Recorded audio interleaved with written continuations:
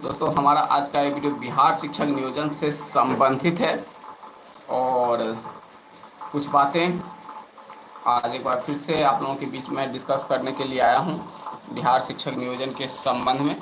तो चलिए वीडियो की शुरुआत कर लेते हैं। आप लोगों के कमेंट भी आना शुरू हो गया है। सबसे पहले लाल मोहन पांडे का कमेंट आया हुआ है, आपका लाइव आने के लिए मैं इंतज़ार कर रहा हूँ सर, प्लीज़ कुछ खुशखबरी। देखिए, खुशखबरी इस वक्त बहुत ज़्यादा तो नहीं है, लेकिन इतना ही है कि प्रारंभिक शिक्षा निदेशक का अपने ऑफिशियल फेसबुक पेज पे कमेंट किया गया है कि कल मैं शिक्षक नियोजन के संबंध में लाइव आ रहा हूं। तो हो सकता है, जैसा कि उन्होंने कहा था कि शेड्यूल लेके जल्दी वो हमारे बीच आएंगे, तो हो सकता है कल शेड्यूल लेकर वो हमारे बीच आए। हालांकि उन्होंने ऐसा कुछ साफ क्लियर नहीं लिखा है कि शेड्यूल लेकर आ रहे हैं, लेकिन इतना जरूर लिखा है कि कल मैं शिक्षक नियोजन के संबंध में आ रहा हूं। तो हो सकता है कि कल शेड्यूल लेकर आए। तो यही एक थोड़ी सी उम्मीद है।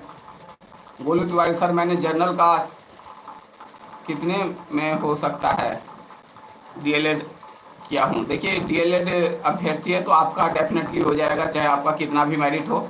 सीट बहुत ज़्यादा है और डीएलएड को प्रायोरिटी दिया जा रहा है, तो होने के पूरे चांस है। हाँ, एक और बात, कुछ लोगों का शिकायत रहता है कि जब आप लाइव आते हैं तो नोटिफिकेशन हमारे पास नहीं आता है। तो दोस्तों, इस नोटिफिकेशन के लिए ज़रूरी होता है कि आप लोगों ने चैनल को सब्सक्राइब कर रखा हो। अगर आप लोगों ने चैनल को सब्सक्राइब कर रखा होगा तो ही नोटिफिकेशन जाएगा, और सब्सक्राइब करने के बाद बेल आइकन को दबाना बहुत ज़्यादा ज़रूरी है ताकि नोटिफिकेशन सही समय पे मिले। तो अगर जो लोग लाइव आने का इंतजार करते हैं वो चैनल को सब्सक्राइब कर लें, और सब्सक्राइब करने के बाद बेल आइकन को भी दबा लें ताकि लाइव का नोटिफिकेशन आपको सही समय पे मिल सके। नेक्स्ट सवाल देख लेते हैं। लाल मोहन पांडे सर, सामान्य कैटेगरी से आता हूं और संस्कृत विषय से है, साथ में परसेंटेज बनता है 30 जगह अप्लाई किया हुआ है, क्या चांस है?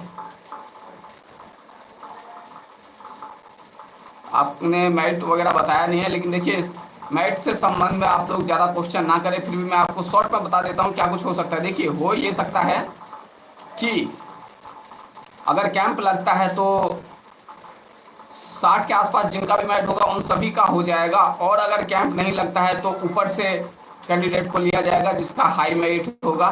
तो ऐसी कुछ स्थिति बनेगी, ठीक है। बहुत सारे लोगों का गुड मॉर्निंग आया हुआ है।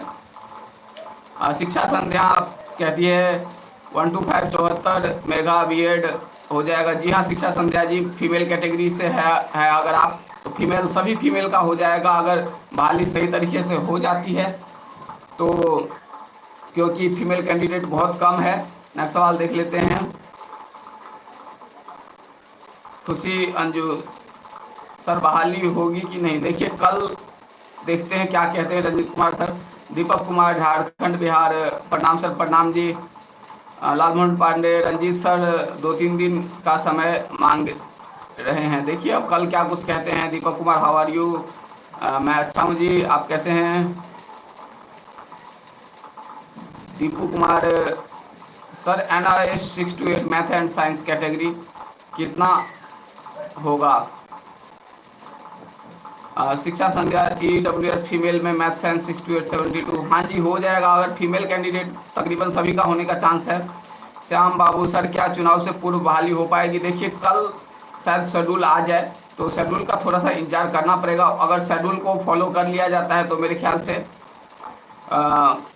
हो जाएगा। लाल मोहन पांडे, आपका चैनल विश्वास की नहीं है। चलिए धन्यवाद जी, आप मेरे चैनल पर विश्वास करते हैं। तो all technical fast sir, NRS का फॉर्म को लेकर एक वीडियो बनाए कि कैसे भरना है, क्या करें और कौन से फॉर्म, पूरी जानकारी दे। ठीक है जी, मैं कोशिश करता हूँ। MD मिराज आलम, मेरा 66 है, 6 to 8 में EBC से हूँ, 30 जगह अप्लाई किया हुआ है। देखिए, मेरिट लिस्ट के बारे में पहले ही स्पष्ट कर चुका हूँ कैसा क्या होना है। अगर कैंप लगता है तो आसानी से होगा, नहीं तो ऊपर से लिया जाएगा, यही कुछ रहेगा। विजय कुमार, डीएलएड का सभी का हो जाएगा। जी हाँ, मेरे विचार से डीएलएड का सभी का हो जाएगा। दुर्गेश शुक्ला, सर बहाली होगी? देखिए होनी तो चाहिए, उम्मीद कर रहे हैं। पीएच का ममता कुमारी, पीएच का कुछ वेतन करेगा। पीएच समझ नहीं पा रहा हूँ क्या कह रही हैं आप। बनारस कुमार, सर आज शेड्यूल आ रहा है क्या? देखिए आज तो मुश्किल है, शायद कल आए। एमडी मिजाज उर्दू 68 74 41 हो जाएगा जी, आपका हो जाएगा। प्रेम सागर, सीटर दिसंबर वालों को इसमें भरने के लिए मौका दिया जाए। देखिए सीटर दिसंबर वालों के विषय में मुझसे ना ही पूछे तो बढ़िया है, क्योंकि मैं जब नियम पूर्वक बात करता हूं तो आप लोग जो सीटर दिसंबर वाले हैं वह मुझसे बुरा मान जाते हैं। देखिए दिया जाए, आप लोग कह रहे हैं, अच्छी बात है दिया जाए, लेकिन यहाँ समस्या यह है कि देने से होगा क्या। चलिए मैं डिस्क्राइब कर देता हूँ थोड़ा सा, देने से क्या होगा। देखिए सीटर दिसंबर के अभ्यर्थी जो है वह तो क्या कहते हैं, सरकार पे दबाव बना रहे हैं कि हमें भी लिया जाए, लेकिन अगर ले, एक तो एलिजिबल नहीं है सीटर दिसंबर के अभ्यर्थी, लेकिन फिर भी अगर सरकार किसी भी दबाव में आकर के या वोट बैंक के चलते या वोट के लालच के चलते, क्योंकि चुनाव है, ले लेती है सीटेट दिसंबर वालों को, तो क्या होगा मैं उस पर बता देता हूँ। मैं ना यहाँ पर दिसंबर वालों के सपोर्ट में बोल रहा हूँ, ना रेगुलर वालों के सपोर्ट में बोल रहा हूँ, यानी कि पहले वालों के सपोर्ट में। मैं हो क्या सकता है ये बता देता हूँ। इतना तो सीटेट दिसंबर अभ्यर्थी भी समझ गए हैं कि वह कोर्ट से जाकर के इस नियोजन प्रक्रिया में भाग नहीं ले सकते, क्योंकि कुछ भी जो रिटर्न डॉक्यूमेंट उनके समर्थन में नहीं है, इसलिए सरकार पे दबाव बना रहे हैं। और जैसा कि सुनने में आया है कि मंगलवार को कुछ बातचीत भी होने वाली है शिक्षा मंत्री से, ऐसा कुछ सुनने में आया है। तो अगर सरकार किसी भी दबाव में आकर के ले लेती है इनको, तो क्या होगा, तो यह होगा कि जो रेगुलर अभ्यर्थी है वह यह चीज़ बर्दाश्त नहीं कर पाएंगे, और एक तरह से सरकार जो है हमें फिर से आपस में लड़ाने का काम करेगी।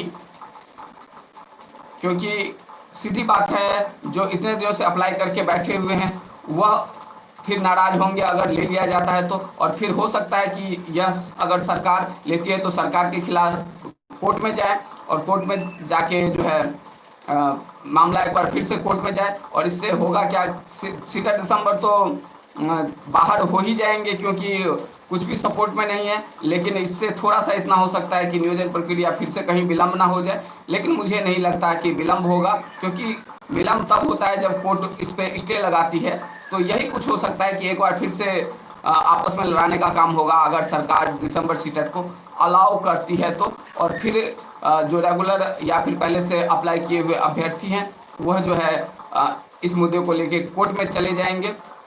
तो यही हो सकता है, थोड़ा सा कोर्ट केस का पंगा फिर से पड़ सकता है, लेकिन इससे कुछ ज़्यादा इफेक्ट नहीं होगा, क्योंकि जब तक गवर्नमेंट स्टे लगाने को नहीं कहती है तब तक स्टे नहीं लगता है। आप सभी ने देखा, गवर्नमेंट ने NIOS DLED को 30 दिनों का मौका देने को कहा था, स्टे लगाने को नहीं, क्योंकि सरकार मौका नहीं दे पाई, इसीलिए स्टे लगा था। तो कोर्ट जाने से मैटर जो है बहाली प्रक्रिया प्रभावित नहीं होगी जब तक कोर्ट इसके लिए आदेश नहीं देता है। यही कुछ हो सकता है अगर अलाउ किया जाता है। हालांकि अलाउ कर लिया जाए तो कोई दिक्कत नहीं है, लेकिन यहाँ पे समस्या यह है कि रेगुलर अभ्यर्थी फिर से जो है इस पर नाराजगी दिखाएंगे। निखिल कुमार सिंह, सर जब NIOS वालों को अप्लाई करने का मौका मिल रहा है तो दूसरे स्टेट भी NIOS वाले अप्लाई कर देंगे फिर? जी हाँ, वो तो है ही, यही तो समस्या है। सीटेट दिसंबर को लेने में भी यही समस्या है। अगर सिर्फ बिहार के अभ्यर्थियों को ही लिया जाए तो कोई इतनी दिक्कत नहीं है, लेकिन समस्या यह है कि 5 लाख के आसपास जो पास है सीटेट दिसंबर, पूरे भारत से 5 लाख के आसपास फिर से आवेदन होंगे। 5 लाख नहीं तो कम से कम मान के चलिए कि 50% भी होगा तो 2.5 लाख आवेदन आएंगे। ये प्रॉब्लम है। सर आप मोहम्मद मिराज आलम सर, आप संकट मोचन है? जी नहीं, मैं बस सबके लिए जितना मेरे से हेल्प हो पाता है मैं करने की कोशिश करता हूं। जो सवाल का जवाब मैं दे सकता हूं वो कोशिश करता हूं, और ऐसा मैं लगातार करता रहूँगा। मुझे किसी से कोई बैड नहीं है, ना ही सीटेड दिसंबर से, ना ही रेगुलर से। जो जायज़ होता है मेरे अनुसार वो मैं बताने की कोशिश करता हूं, और उम्मीद करता हूं कि आप लोग मेरी बातों से संतुष्ट भी होते होंगे, और इसी उम्मीद के साथ आप लोगों से लेता हूं विदा। तब तक